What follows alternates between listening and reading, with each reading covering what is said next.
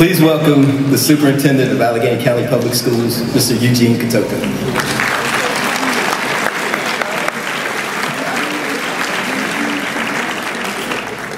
Thank you, Mr. Ross, and of course, welcome to everybody. Class of 2018, congratulations, you've made it. We are proud to recognize your dedication and hard work that marks the end of your high school career and the opening of the doors to a new world of opportunities. It is my privilege to congratulate and thank all of the people who have helped guide you along this journey. Your parents, family members, friends, a wide range of educators, and of course community members as well. All of them have watched over you as you've grown and you've learned throughout your high school and school career. High school is just one of life's milestones. It's a turning point that marks the end of your childhood and the beginning of adult independence. Now, I have one story I want to tell tonight, and I am the last speaker, so I will get through because I know what you all want. The last several days, I've been visiting a gentleman at the hospital in Lewis Gale. The gentleman is almost 92. 74 years from now, you're going to be 92. It's going to be 2092. The question is, what are you going to be doing at that time? Are you going to be a productive citizen? Jim's a productive citizen. He lives on his own. He still drives. Unfortunately, he's got a severe bacterial infection right now. He's lived a full life and he continues. He's experienced many roles in his lifetime. He was a son, he's a father, a husband, a family man, a teacher, an educator, a mentor, a World War II veteran, a friend, and finally, he's my father-in-law. I would ask you tonight on the side that you would put a prayer in for him. But while sitting in the hospital with my wife the last few days, I had plenty of time to reminisce about his life and his stories he's related to me. Jim's life was a simple story. It was amazing. And I believe this story is relevant to you if you think of 2092, where you will be. And it's truly his life is what the American dream is completely about. Jim grew up in Patrick County. Very, very poor. Some say very dirt poor. As soon as Jim was old enough to work, he worked a job to support his family. At the age of 13, Jim continued to work a variety of jobs supporting his family until he graduated from high school. Upon graduation from high school, Jim was determined to go to college to become a teacher.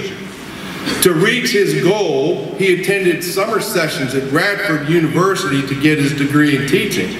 Of course, during that time, he had to live off campus at Radford because at that time, Radford was an all-woman school. Through a lot of hard work, Jim graduated from Radford University and began his teaching career in 1950. Soon afterwards, he married and had a family. And while teaching and raising a family, Jim began working on his master's degree at the University of Virginia. I tease him about it's okay to go to Tech. And I remember Jim telling me stories of driving to Charlottesville and spending a week in Charlottesville during the summertime with only $10 in his pocket that paid for room and board, gas, and food. Just think about $10 today and where that goes. Quickly, he graduated from the University of Virginia and became an administrator, and he started his career in administration in Carroll County, and eventually became the longtime serving superintendent of Grayson County Public School. He retired several years ago from the superintendency, and like I said, he still lives in Roanoke. That is what the American dream is all about. It's not where you start, it's where you end up. What a great life experience, 92 years, and he's still rolling. He still is an active member of his community. What is the American dream then? It is a set of ideals in which freedom includes the opportunity for prosperity and success, as well as the ability to move, the mobility to move upward for you, which is achieved through hard work in a society with few barriers. Over the years, I have learned a lot from Jim about life, not about books, but about life.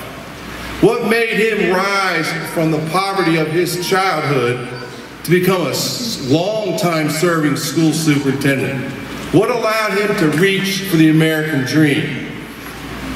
It didn't come down just to book learning. It came down to his character and the traits inside of him. And I've listed 10 traits, and I'll go over them quickly. The first one was his drive and determined to work harder to get where he wanted to get. He did not let things stand in his way. Jim is self-reliant. He accepted responsibilities for his family, and then for his own family, and then he was accountable. He had the willpower to go beyond, the strength to see things through to the end when things were tough and people didn't think he could make it. And he was told that he couldn't make it. He was patient, he worked hard. He had integrity. Honesty is the best policy for everyone. Integrity creates character and defines who you are. He had a passion for success and a passion for life. He developed connections and relationships with people. He had optimism. The class was always half full. He had self-confidence in himself. He trusted himself. And last but not least, he was a great communicator. No one plans on being mediocre, but mediocrity happens when you don't plan and you don't think ahead. 2092, you will be approximately 92 years old. And as our medicine improves, the chances of you reaching that are getting greater every year. If you want to succeed, learn the traits that will make you successful and plan on living them out every day. Be humble and great, courageous and determined, faithful and fearless. That is who you are and who you have always been.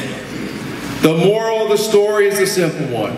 Work hard, strive your best, persevere regardless of the difficulties or the walls in your path, and reach your American dream.